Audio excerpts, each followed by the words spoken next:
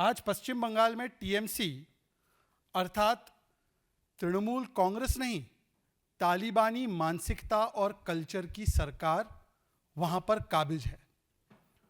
और टीएमसी का एक और अर्थ बन चुका है, the one more meaning of TMC as is evident from the incidents of the last 24 hours, पिछले 24 घंटों में टीएमसी का एक और अर्थ तालिबानी मानसिकता और कल्चर के अलावा निकल कर आता है। टी फॉर ट्राइबल पर अत्याचार, एम फॉर महिला पे अत्याचार और सी फॉर सिटीजन हुए पूरे लाचार। पिछले कुछ दिनों से मित्रों आप देख रहे होंगे कि पश्चिम बंगाल में फ्लड्स की, लैंडस्लाइड्स की स्थिति बनी हुई है। नॉर्थ बंगाल में खासकर सिवियरली अफेक्टेड है। वहां पर दार्जिलिंग से लेकर जलपाईगुड़ी, कालिम्पोंग, ये सारे एरिया प्रभावित है। 35 से अधिक लोगों की जान चली गई है। 50,000 लोग से ज़्यादा डिस्प्लेस हो चुके हैं। ये उत्तर बंगाल की खास करके दयनीय स्थिति एक मैन मेड डिजास्टर, क्योंकि उसमें भी जो फ्लड्स वहाँ पर आए हैं, जो वहाँ पर एक आपदा आई है, उसमें टीएमसी की सरकार की घूसखोरी पूरी तरह से जिम्मेदार है। आपने देखा भी होगा कि एक तरफ तो किरण रिजिजू जी, केंद्रीय मंत्री, वो ज़मीन पर है, रिलीफ वर्क में असिस्ट कर रहे हैं। बिप्लब देव जी वो भी असिस्ट कर रहे हैं। हमारे बंगाल के बड़े नेता और सांसद, चाहे वो राजू बिस्ता जी हो, चाहे वो शुभेंदु अधिकारी जी हो, चाहे वो समीक जी हो, ये सभी लोग ज़मीन पर है। एनडीआरएफ की टीम्स एक्टिव है। यहाँ तक कि आपने देखा होगा कि आरएसएस के कई सारे लोग भी वहाँ पर राहत कार्य में लगे हुए हैं। पर एक तरफ जब इतनी बड़ी आपदा और त्रासदी पश्चिम बंगाल को घेरे हुए हैं, North Bengal is in the midst of such devastation and destruction, then you can see that Mamata Banerjee and TMC is in the mode of celebration and violent frustration. एक तरफ पश्चिम बंगाल में इतनी बड़ी आपदा है और दूसरी तरफ हम देख सकते हैं कि ममता बनर्जी आत्ममुग्ध तरीके से जश्न मनाती है और किस प्रकार से वहां पर हिंसक तरीके से टीएमसी लोगों को मारपीट कर रही है। देखिए, फ्लड में और कम्युनल टेंशन में किसी को गुस्सा होता है, ये इन्वेस्टिगेशन का बात क्लियर हो जाएगा। इन्वेस्टिगेशन तो चल रहा है। अभी लोग क्या करेगा? रेस्क्यू करेगा, रेस्टोरेशन वर्क करेगा, रिलीफ करेगा। न एक लीडर जाएगा 40-50 कार्ड लेके, उसको पीछा में पुलिस दौड़ेगा, एडमिनिस्ट्रेशन दौड़ेगा। किसका प्रायोरिटी है? जब कोई कैलामिटीज होता है, कोई लीडर को जाना नहीं चाहिए। I went there but not with this type of convoy, only 2-3 card with me and also I worked. I also met the family. I also distributed the check. लेकिन हम लोग शांति से काम लिया। जब कम्युनल राइट्स होता है, कोई दुर्योग होता है, कोई फ्लड होता है, ऐसे ही अचानक फ्लड होता है, जो भूटान का पानी में हुआ है, जो इधर में डीवीसी का पानी में हुआ है, पंचायत का पानी में, इसको जमींदारी का है, सेंट्रल गवर्नमेंट का है। बारिश ज्यादा हुआ पूरा कंट्री में, सब भास रहा है। अब देखो उत्तराखंड में कितना लोगों का मौत हुआ, आप देखो यूपी में कितना हुआ, आप देखो और सारे स्टेट, हम नाम नहीं बताना चाहते हैं कितना हुआ। लेकिन हम कभी प्राकृतिक दुर्योग को लेकर राजनीति नहीं करते हैं। लेकिन जब प्राइम मिनिस्टर रास्ते में उतरते हैं तो हमको दुख लगता है।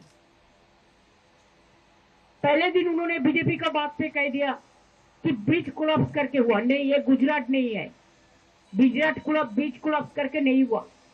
मेरे को पता है, जब कलकत्ता में एक ब्रिज कोलैप्स हुआ था, इलेक्ट्रॉन का टाइम में करा। देखिए, कोई ब्रिज 100-150 साल हो जाता है। ये फिरिक को जो ब्रिज छोड़ा, इसी के लिए हम लोग दूसरा नया ब्रिज शुरू किया। वो भी 1 साल का, और आने वाला सेशन का, रेनी सीजन का पहले हो जाएगा पक्का ब्रिज। लेकिन तब भी हम एक टेम्पोररी ब्रिज बना रहे हैं तो 15 दिन का अंदर हो जाएगा। अब तो फ्लड में बंगाल को एक पैसा भी नहीं रखा है बजट में। अब बड़ा बड़ा बात करते हैं बीजेपी पार्टी, कौन मुख से, कौन शकल से? हमको बहुत सारे पिटाया है लोगों ने। पहले इलेक्शन में भी आप देखा हमारा पाए में कितना चोट था, उसका बारे में भी बहुत बड़ा बड़ा बात किया। मैंने छोड़ देता है, मैं एक्सक्यूज कर देता है कि ठीक है छोड़ दो, क्षमा करना सबसे बड़ा काम है। ये लोग हमको लिसन देगा? अगर कोई डिजास्टर होता है, साथ साथ में वीआईपी लोगों को 30-40 गाड़ी लेके जाना, कन्वॉय एक नहीं 4-5 को 7-8 को 30-40 गाड़ी का कन्वॉय लेके जाना ठीक है? ठीक होता है? And without information, without any information with the police. मैंने जाके खुद उनको देख के आया, उसको कान पे थोड़ा चोट है, लेकिन उन्होंने डायबिटिक का पेशेंट है, इसी के लिए ऑब्जर्वेशन है। एक केबिन में है, मैंने देख के आया, जिसको आईसीयू बोलता है। मैं उनको आरोग्य कामना किया है। ये मेरे का जो कर्तव्य है हम पालन करते हैं। लेकिन कभी लोगों को जब घर चला जाता है, जगह चला जाता है, रास्ता तोड़ जाता है, ब्रिज तोड़ जाता है, घर में खाना पानी कुछ नहीं रहता है, तब लोगों को गुस्सा होता है। हम भी इसके लिए तैयार था। अगर हमारे साथ कोई गुस्सा करते थे तो हम उसको गुस्सा सुन लेते थे, हम उसको साथ बात करते थे। लेकिन ये लोगों ने जीतने के बाद एरिया में गया ही नहीं। इसी के लिए बहुत जगह में एक ही बात हो रहा है, चुनाव का टाइम में आप बैंक में रुपया भर दोगे, लेकिन प्लाट के लिए आपका पास रुपया नहीं है।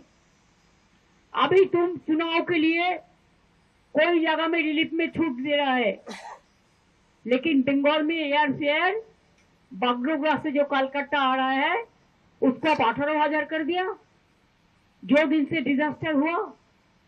और जिसको नहीं मिलता है प्लेन तो दिल्ली घूम के जाते हैं तो उसको 40,000 कर दिया। ये क्या, ये भयानक नहीं है? भयानक गवर्नमेंट का भयानक आचरण है। And always this state model attitude. Only they want the electoral politics, nothing else. लोगों का मूल जो बात है, यहाँ पे सरकारी तंत्र पूरी तरीके से फेल हो चुकी है। सरकार है ही नहीं।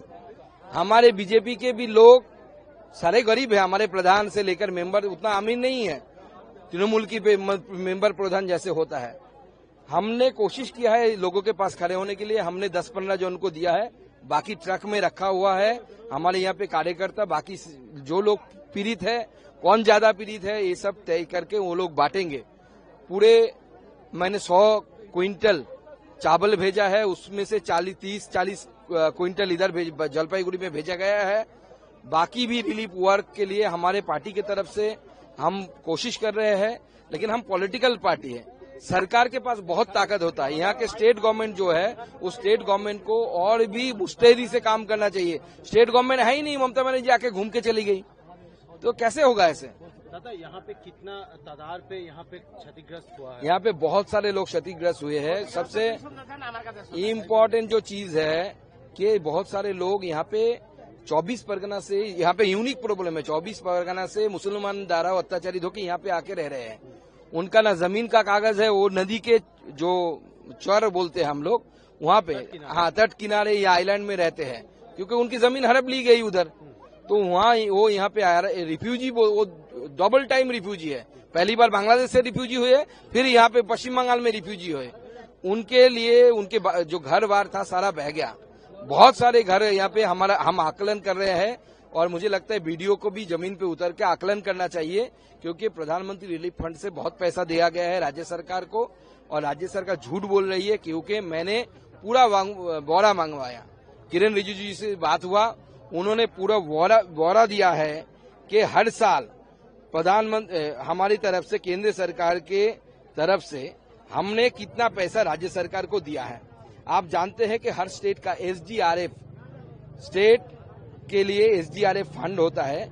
इस SDRF फंड के तहत 2021-22 से आज तक यानी 2026 तक राज्य सरकार को लगभग 4,470 करोड़ रुपया दिया गया है केंद्र सरकार से। ये केंद्र का भाग मैं बोल रहा हूँ।